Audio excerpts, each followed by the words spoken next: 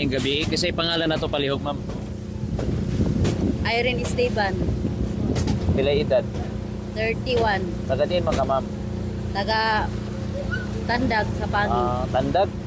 Nagunsa man ka diri sa Barangay Sabang. No, kadi kami nga di kay kuhaw na mo ang gamit sa Akubana. Isa may ngayon si Mubana. Si Albert Martinez, Nauna man ba dyan? Anong niyaman diri Mubana? naka-entranan grupo sa federal. Kuya ba dyan ni mo mapugni? Nadili man sila magpapugong. Pero naibayo ka nga ni-intra. Oo, Kagano man siya ni Hawa dito sa Ijo, sa Tandag? 17.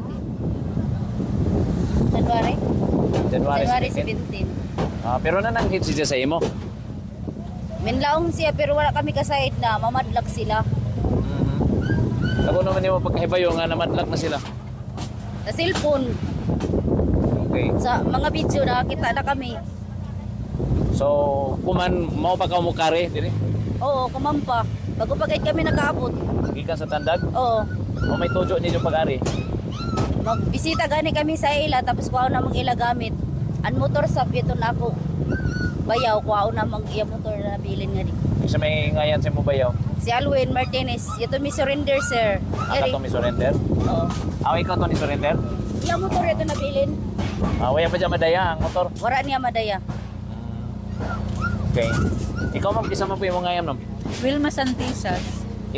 Igusa man nimo tong Santisas nga nadagpan. Kabalo sir. Pero naay imong usa man naay mo bana po dire. Nay akong bananapod akong kuan akong mga angkol wa akong papa na diri. Haman sila karon. Tuwa na sila sa silog, pwede tuman mi sa police station gidala naman sila dito sa silog karon. Pasundon daw mi dito. Okay.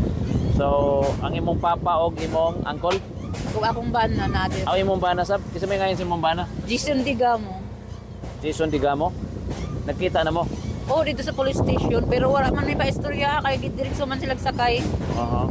So, taga-Tandag yapon ka ma'am. Oo. Ni kare ikaw dire para unsa may Bumisita sa ila kung sa sitwasyon nila din magkuha pud sa gamit lagi kay para ihatod sa ila dito.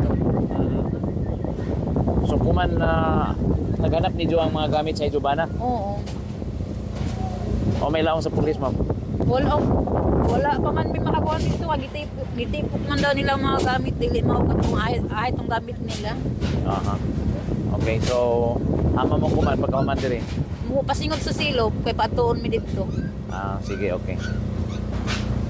Ang imong bana ba dya, kuya ka kay bayo nga nitipon or nanangkit sa imo? Nananghid po. Dungan sila. Oo, pero wala man mag-speak na kanang mamadlag sila. Ang ingon diri katong mag-birthday ra gani sila katong 29.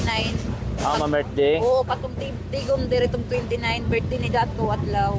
Mauro gid kong pananghid nila, pero wala ingon na nagkuhan sila na mamadlag. Okay. Sige, ma'am.